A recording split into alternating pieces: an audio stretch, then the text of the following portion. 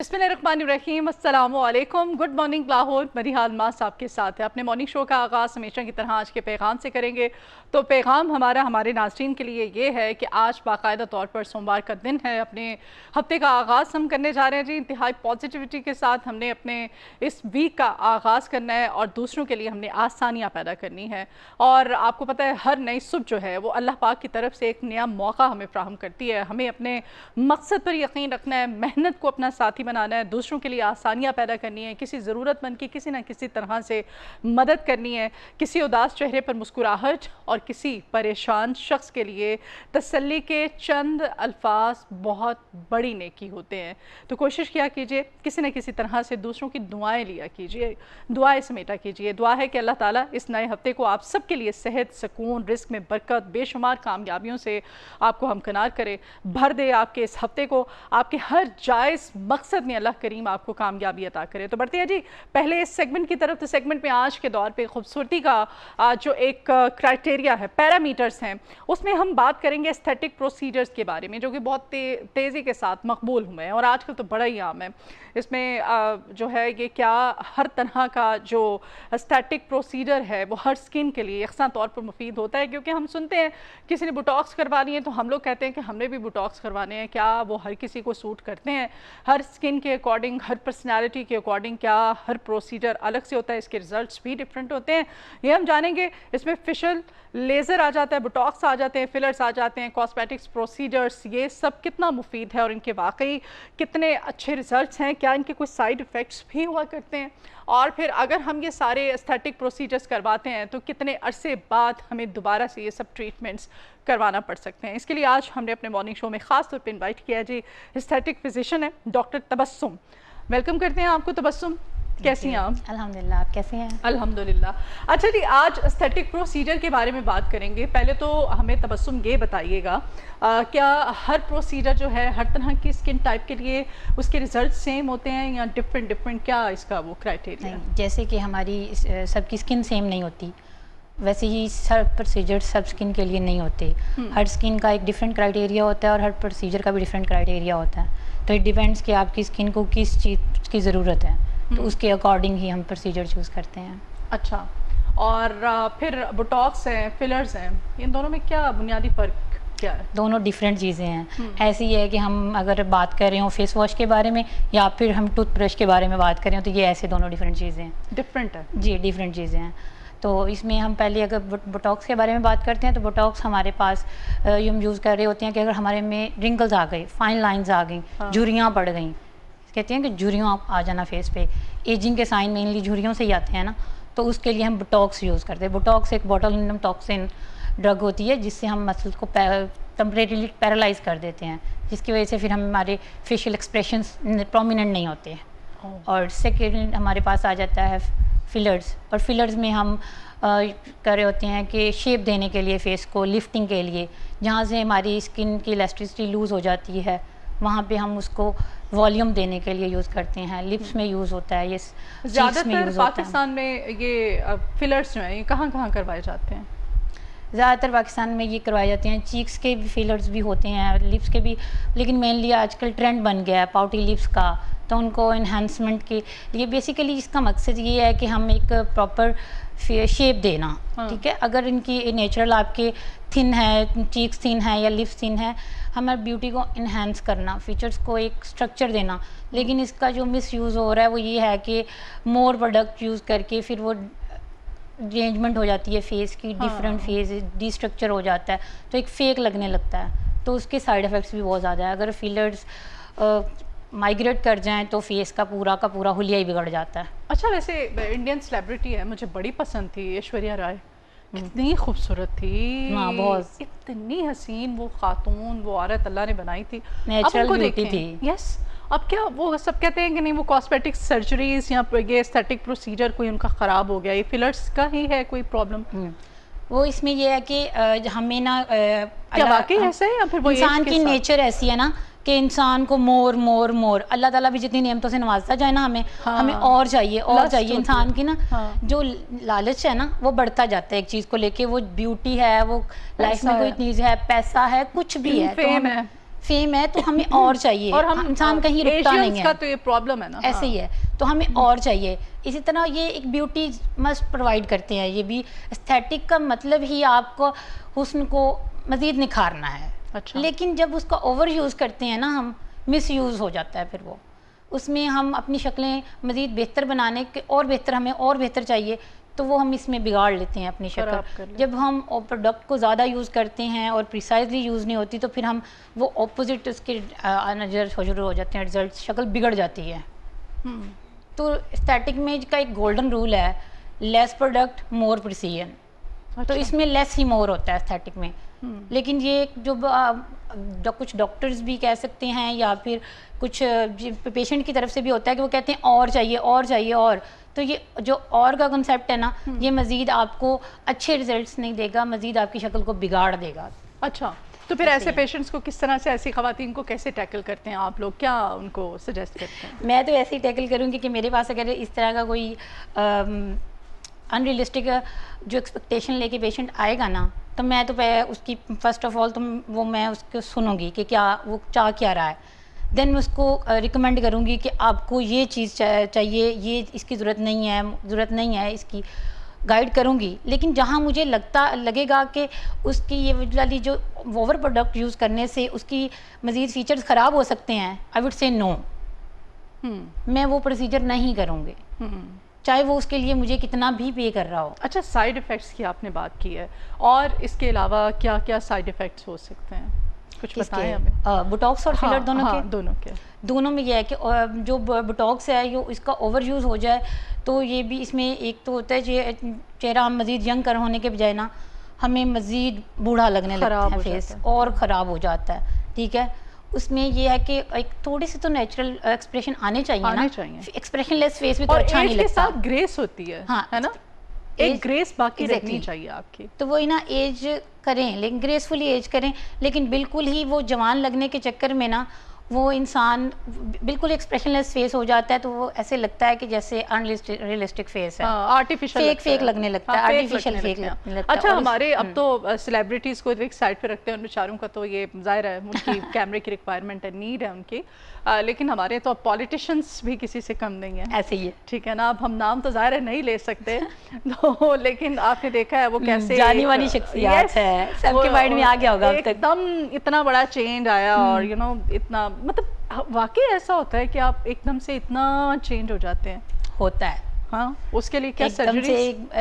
मैं कहती हूँ एस्थेटिक में ऐसे चेंज हो सकती है, हो सकते हैं हम दिस और दैट में जाने के लिए हम ऐसे ही फेस चेंज हो सकता है, हमें सालों का वेट करने की जरूरत नहीं है। फालू मैं देख रही थी उसकी पुरानी वाली पिक्चर्स, उसकी वीडियोस आपने भी देखी होंगी, और अब देखें आप, मैं कहती हूँ जमीन आसमान का, विद इन डेज, हमें एक महीनों और सालों के वो प्रोसीजर्स की जरूरत नहीं है। हम ऐसे ये इसके ड्रामेटिक रिजल्ट्स आते हैं, हमें ऐसे ही चेंज कर सकते हैं फेस को। इवन कुछ प्रोसीजर ये मैं चाहिए कि ये इसमें ये होता है कि हमें कॉम्बिनेशन प्रोसीजर को यूज़ करके ना, कॉम्बिनेशन ट्रीटमेंट, तो फेस को बिल्कुल ही चेंज हो जाता है, बिल्कुल ही आपकी जो, अगर आप यंग लगना चाह रहे हैं तो उसमें मल्टीपल प्रोसीजर होंगे आपके, तो आपके इसमें फेस कंटोरिंग भी हो जाएगी, आपकी फेस लिफ्टिंग भी हो जाएगी, उसमें आपकी जो अगर फाइन लाइंस वगैरह हैं तो वो भी आपकी बैलेंस हो जाएंगी, आपको गोरा होना है तो वो भी आ जाएगा, ये विद इन डेज।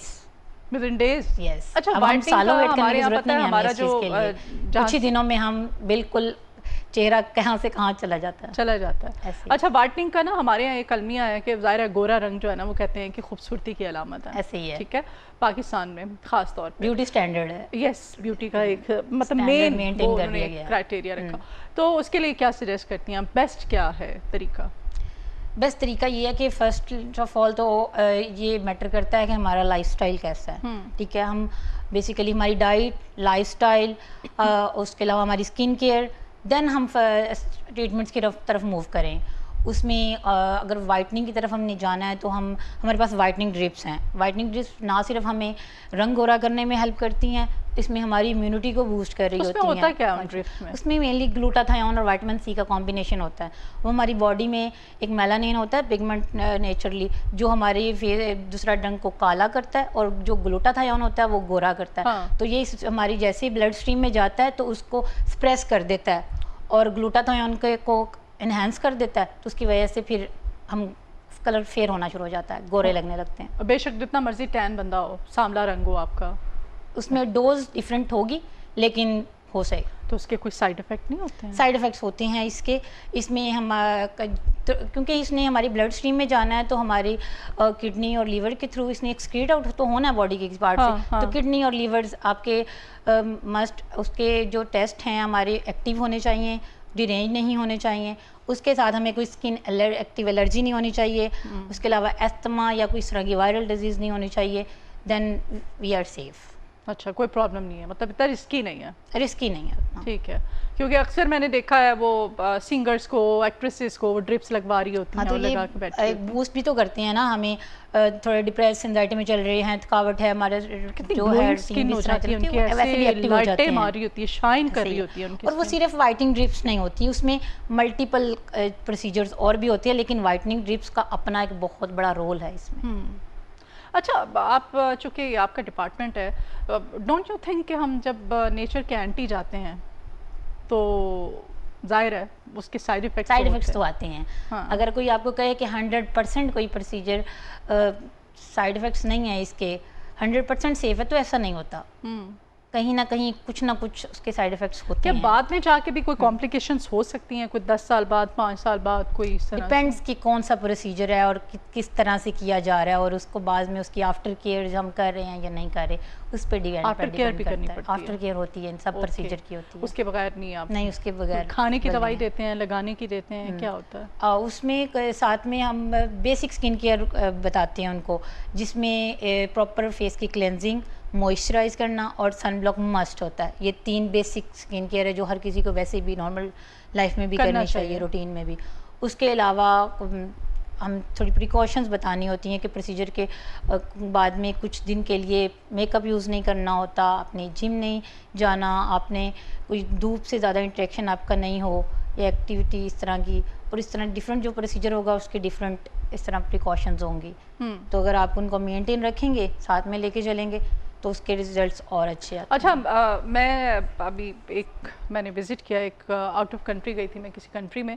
वहाँ मैंने देखा जिस तरह हम मार्केट में जाते हैं ना, सब्ज़ी लेने, ग्रॉसरी करने या शॉपिंग करने, इसी तरह से वहाँ पे आम सड़कों पे, मॉल्स के अंदर, हर जगह पे, कैफ़े में इवन, जितने भी उनके थे, वहाँ पे जितनी भी टीनेजर लड़कियाँ आ रही थी, कैन यू बिलीव कि उन्होंने बाकायदा उनके स्टिचेस नज़र आ रहे थे, ये उनके स्टिचेस ये लगे हुए हैं, उनके ये मतलब क्या होता है आई डोंट नो, लेकिन ये, और उनको कोई मायूब बात नहीं है, उन्होंने अगर प्रोसीजर करवाया तो वो इजीली मूव कर रहे हैं, आ जा रहे हैं। किसी ने पट्टी की हुई है, किसी ने कुछ इस तरह से बैंडेज लगी हुई है, तो हम लोग उनको हम पाकिस्तानी उनको देख के एक दूसरे, हम लोग परेशान, हमने कहा इनको अजीब भी नहीं लग रहा है ये इतना इजीली मूव कर रहे हैं, मतलब इतना कॉमन हो चुका है बाहर की कंट्रीज में ये सब, बहुत कॉमन है अब ये। और पाकिस्तान में कितना है, किस रेशो में आती हैं खवातीन, लड़कियां, बच्चियां, ख़ासतौर पे अगर हमारी टीनेजर बच्चियां हैं, अगर वो 14 इयर्स की है तो उसको हमने वाइटनिंग वाली ड्रिप्स लगवानी है, तो उसके लिए सही है? नॉट रिकमेंडेड ना, है ना? एटलीस्ट प्यूबर्टी तक के बाद,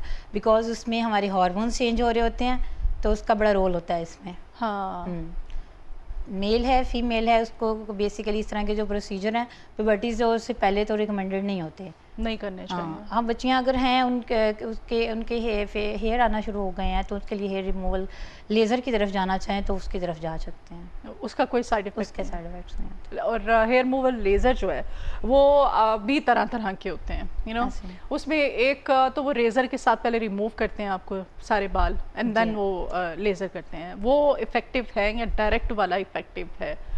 देखिए, इसमें 2 चीज़ों में कंफ्यूज है ना, कंफ्यूजन, और ये एस्थेटिक डॉक्टर्स जितने भी हैं जिनका ये, उन्होंने ये कंफ्यूजन क्रिएट की। देखिए, ये जो हेयर रिमूवल, ये जो लेज़र है टेक्नोलॉजी, इसमें हम पहले लेज़र से बालों को रिमूव करेंगे, शेव करते हैं, देन हम उसको लेज़र करते हैं, हम उसमें रूट्स को टारगेट कर रहे होते हैं।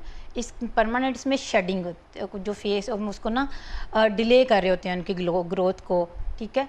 और इसमें जो है, हम पहले रूट्स को टारगेट करने के लिए हमें एटलीस्ट 3 से 4 टचअप चाहिए होते हैं एक बाल को बार बार टारगेट करने के लिए।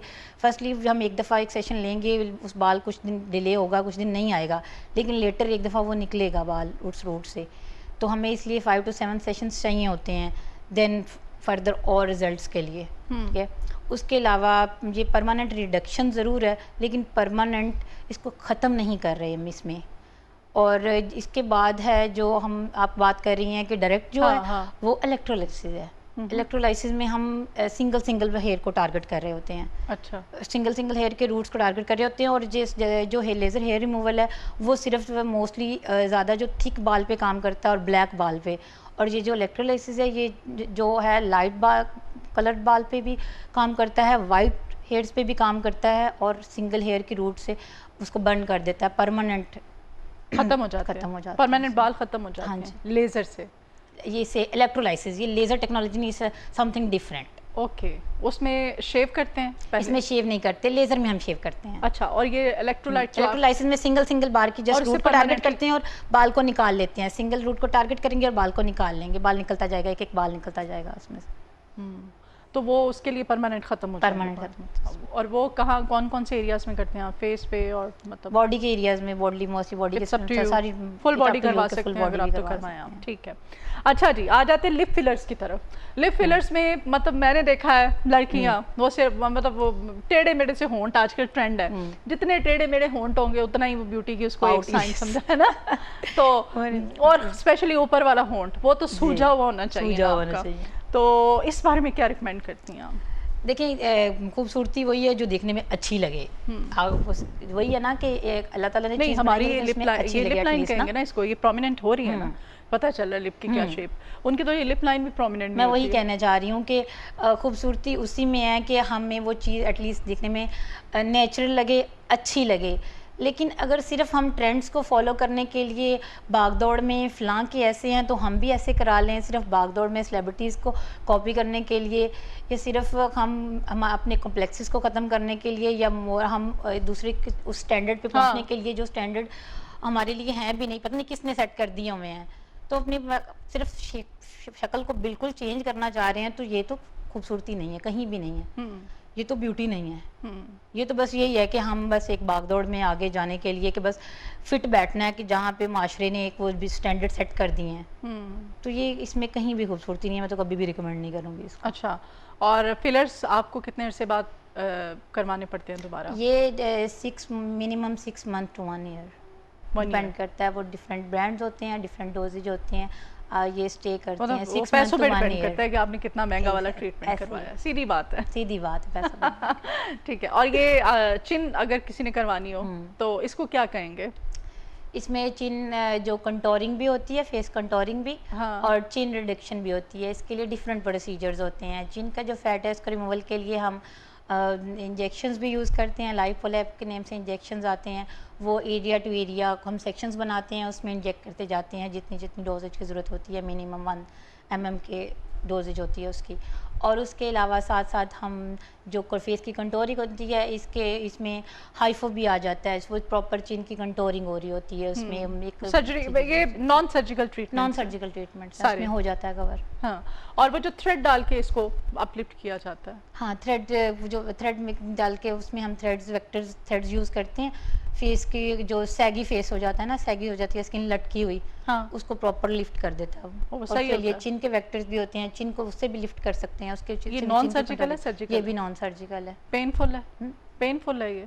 नॉट दैट मच पेनफुल, बस लाइटली उसमें नम किया जाता है ना, प्रॉपर नमी दी जाती है एनेस्थीसिया। जैसे आपने दांत का किसी डेंटिस्ट से प्रोसीजर, दांत निकलवाना है आपने, तो वो भी तो करते हैं ना, वो वाला होता है? हाँ, वो वाले क्या है, उतना ही लगा देते हैं आप लोग? जी, लाइट साइज में नमिंग क्रीम पहले लगाती है ना, कुछ प्रोसीजर में नमिंग क्रीम लगाती है, उससे नम हो जाता है। कुछ में हमें लोकल की जरूरत पड़ती है, वो भी मिनिमल सा। ये इसमें पेन नहीं होती, पेनलेस, ऑलमोस्ट पेनलेस प्रोसीजर्स होते हैं। हल्की फुल्की कहीं पेन होती है कहीं की किसी तो वो थ्रेड जो है वो डिसॉल्व हो जाता है? डिसॉल्व हो जाता है कुछ टाइम के बाद।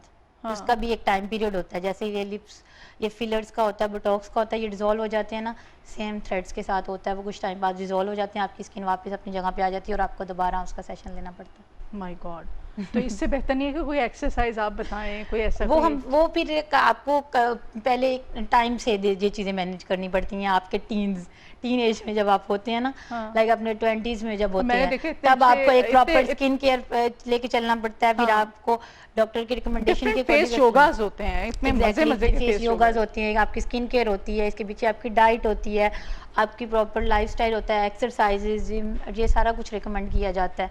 और साथ में जब आपकी एज जैसे जैसे बढ़ती जाती है, मेनली आपकी जो एक एक्टिव वो मोस्ट इंग्रेडिएंट आपने सुना भी होगा रेटिनॉल के नेम से। हाँ, तो रेटिनॉल। ये एक इसको भी यूज़ करके हम एजिंग के साइन को डिले कर सकते हैं। तो ये किस एज में रेटिनॉल लगाना शुरू कर देना चाहिए? लेट 20s में भी लगा सकते हैं, मेनली 30s में रिकमेंडेड होता है। और कुछ के होते हैं ना जेनेटिक इश्यूज होते हैं कि उनके लेट 20s में भी लाइंस आना शुरू हो जाती हैं, हाँ, तो वो तब भी करवा सकते हैं। तब भी लगा सकते हैं। अच्छा, रेटिनॉल कोई सा भी आप मार्केट में जो अच्छा हो वो आप ले लें। मार्केट में हाँ जी, कोई सा भी अच्छा हो, जो आप पहले तो विजिट करें, अपने डॉक्टर से कंसल्ट करें, डर्माटोलॉजिस्ट से, हाँ। एस्थेटिक फिजिशियन से, देन वो आपको क्योंकि- जिस फॉर्म में रिकमेंड करें। हाँ। ये डायरेक्ट रेटिनॉल यूज़ नहीं करना होता, इनकी ये इसकी एक्टिव फॉर्म होती है, ये आगे कन्वर्टेड फॉर्म्स होती हैं, ट्रेटिनोइंस वगैरह, तो उस जैसे आपको रिकमेंड करेंगे आप फर्दर वो यूज़ कर सकते हैं। और इससे आपकी लाइंस अच्छी कवर रहती हैं, आप बड़ा ग्रेसफुली एज करते हैं। ठीक है, और बताएं क्या रिकमेंड करेंगे आप? वो जिनकी स्किन बड़ी शाइन कर रही होती है, उनका क्या, उन्होंने कोई ग्लोसी मेकअप किया हुआ होता है, उन्होंने कोई शाइनर लगाया हुआ होता है, वो क्या होता है? वो आप ग्लास स्किन की बात कर रही होंगी। हाँ, you can say. Glass skin, Korean glass skin हाँ। आजकल बड़ा जो ऑब्सेशन चल हाँ। रही है। तो इसमें ये है कि इसके नीचे पीछे मल्टीपल चीज़ें हैं। ये चीज़ें मोस्टली हम सोशल मीडिया पे देख रहे होते हैं, तो इसमें कुछ हद तक फिल्टर कह सकते हैं, अच्छा, कुछ हद तक फिल्टर कह सकते हैं। चले लाइव का मैं वैसे पूछ रही थी आपसे। लाइफ का, हाँ, लाइफ की तरफ अगर हम आए तो लाइफ में उनकी पीछे बहुत सारी केयर होती है। वो सिर्फ एक चीज़ नहीं होती कि उन्होंने जाके एक ट्रीटमेंट करवा लिया और उनकी एकदम से शक्ल बदल गई। उनकी प्रॉपर साथ में Time केयर taking होती है, है। टाइम टेकिंग चीज़ें हैं। लेकिन आजकल ऐसे प्रोसीजर भी हैं कि हम मिनटों में, घंटों में शक्ल चेंज कर सकते हैं। रियली यस, पॉसिबल पॉसिबल है, यस। लेकिन उसके लिए पैसे होने चाहिए, पैसे होने चाहिए जेब में, कुछ भी हो सकता है। ठीक है, बहुत शुक्रिया कुछ भी तबस्सुम मुमकिन है। आपके आने के लिए। Thank you so very much for your time.